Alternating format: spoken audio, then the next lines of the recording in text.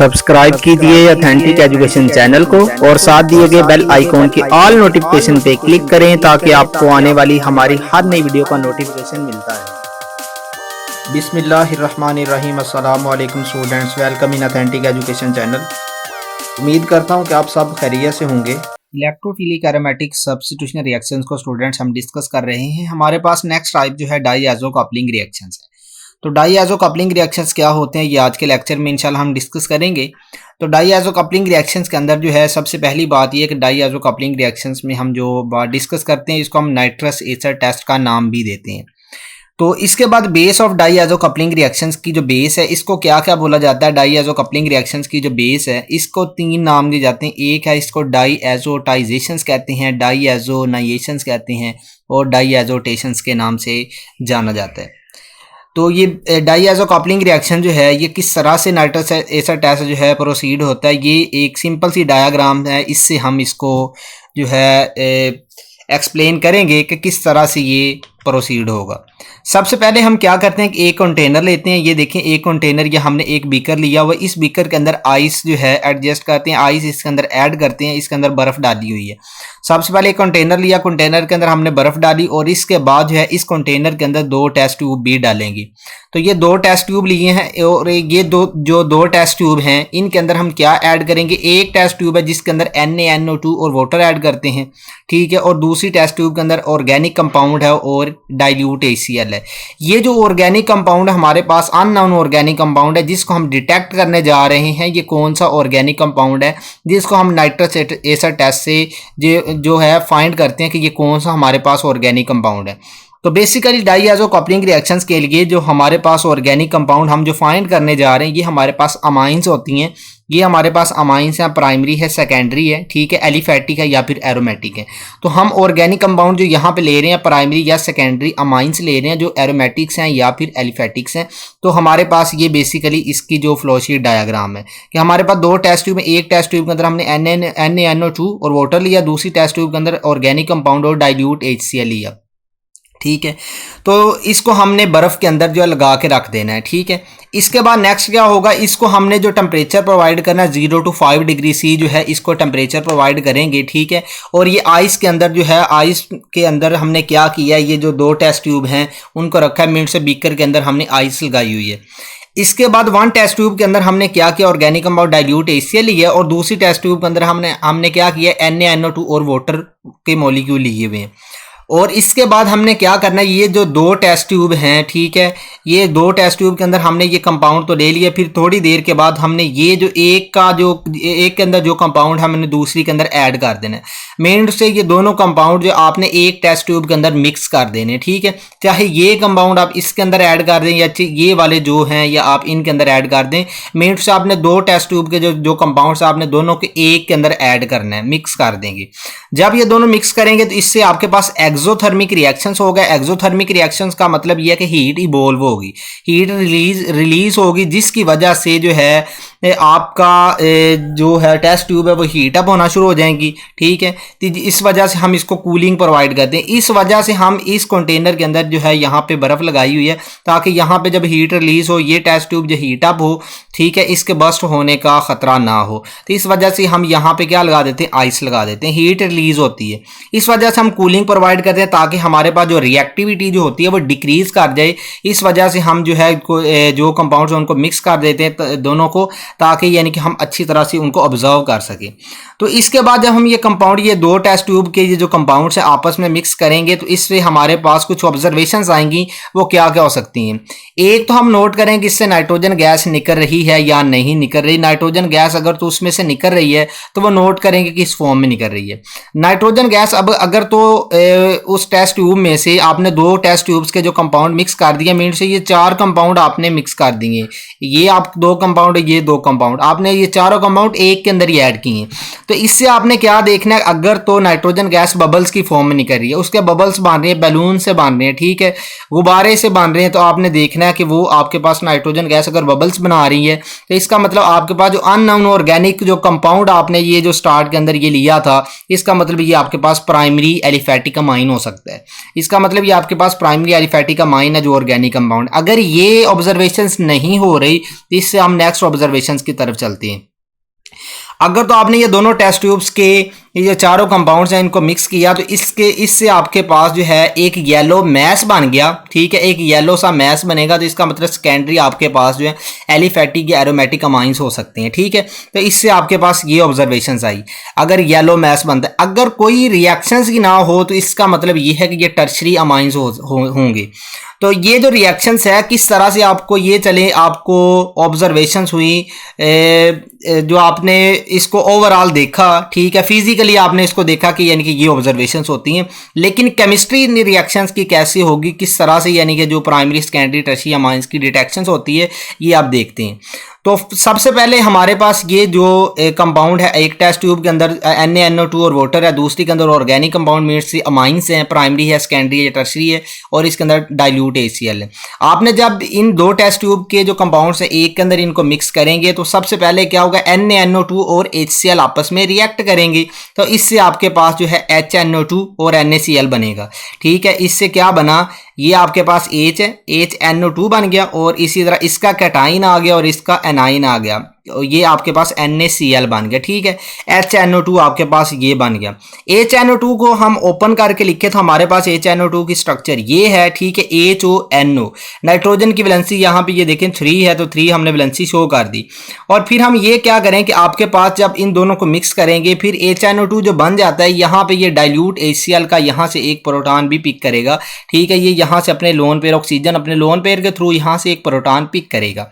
जब ये proton pick करेगा ऑक्सीजन अपने लोन पे डोनेट करेगी, लोन पे डोनेट करेगी तो यहाँ से एक प्रोटॉन पिक करेगी। इसका मतलब ये कि अपने लोन पे यहाँ से डोनेट कर रही है बॉन्डिंग फॉर्मेशन में, तो इस पे पॉजिटिव चार्ज आएगा, ठीक है। बाकी आपके पास यहाँ पे एक प्रोटॉन इसके साथ जो है अटैच हो जाएगा। अब देखें कि ऑक्सीजन पे पॉजिटिव चार्ज है और ऑक्सीजन जो है हाईली इलेक्ट्रोनेगेटिव एटम है, ठीक है। तो इसका मतलब ऑक्सीजन पे हाईली इलेक्ट्रोनेगेटिव एटम होने की वजह से पॉजिटिव चार्ज फेवरेबल नहीं है।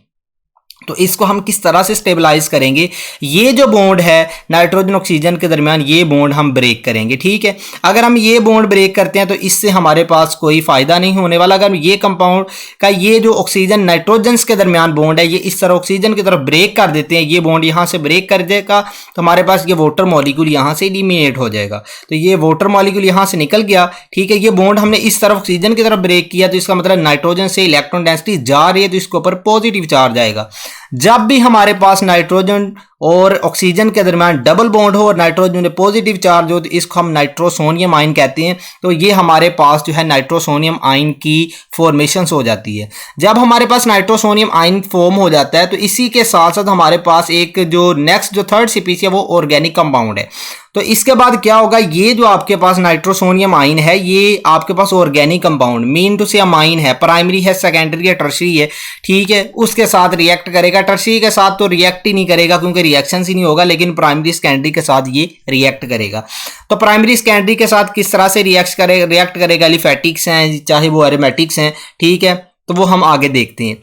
इसके बाद हम क्या करते हैं कि ये जो हमारे पास ये ऑर्गेनिक हमने जो कंपाउंड लिया अमाइंस लिया, प्राइमरी या जो सेकेंडरी है, एलिफेटिक है या एरोमेटिक है, तो डाईएजो कपलिंग रिएक्शंस के अंदर आपने याद रखना कि हम जो ये जो आर ग्रुप लेते हैं ये हमेशा जो हमारे पास प्रेफरेबली जो हमारे पास एरोमेटिक होगा, मीन्स इसके अंदर बेंजीन रिंग होगा, ठीक है, इसके अंदर इलेक्ट्रॉन डेंसिटी कॉन्जुगेशन के अंदर होगी, ठीक है, पाई इलेक्ट्रॉन डेंसिटी कॉन्जुगेशन के अंदर होगी, ठीक है।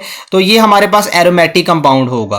तो बेसिकली हमने जो यहाँ पे अमाइन लिया है ये एरोमेटिक कंपाउंड का जो एरोमेटिक हमने लेना है, अमाइन ऐसा लेना है जिसके अंदर आर ग्रुप क्या होगा, एरोमेटिक होगा, ठीक है।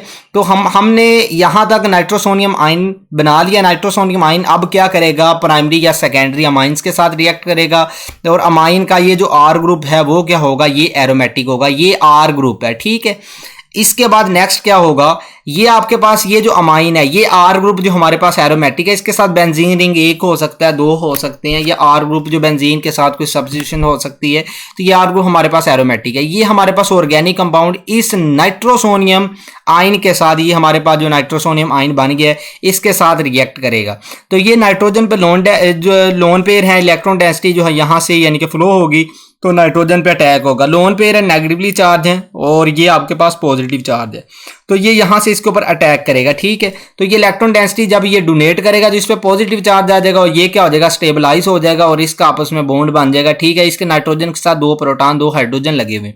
अब हमने ये एक 4 CPC यहाँ पे वाटर भी ली हुई थी, ठीक है। तो इसका मतलब ये है कि वाटर जो है यहाँ पे अब नाइट्रोजन को स्टेबलाइज करवाएगा, नाइट्रोजन का पॉजिटिव चार्ज जो है स्टेबलाइज करवाएगा। ये वाटर के ऊपर ऑक्सीजन के पास दो जो आपके पास ये लोन पेयर अवेलेबल है, तो ये लोन पेयर जो है आपके पास ये क्या करेगी, यहाँ से नाइट्रोजन के साथ जो दो प्रोटॉन है, दो हाइड्रोजन, एक हाइड्रोजन इसको पिक करेगी और इलेक्ट्रॉन डेंसिटी नाइट्रोजन पे शिफ्ट करेगी। H3O पॉजिटिव यहाँ से एलिमिनेट हो जाएगा और ये नाइट्रोजन आपके पास स्टेबलाइज हो गई।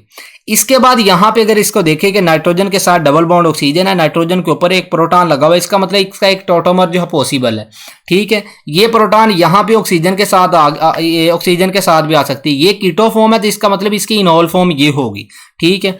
तो ये इलेक्ट्रॉन डेंसिटी जो है ये यहाँ पे शिफ्ट होती है, ठीक है, नाइट्रोजन टू नाइट्रोजन, और ये जो डबल बॉन्ड ऑक्सीजन पे शिफ्ट होता है, नेगेटिव चार्ज आ जाता है ऑक्सीजन पे और ये नेगेटिव चार्ज यहाँ से प्रोटॉन को पिक कर लेता है।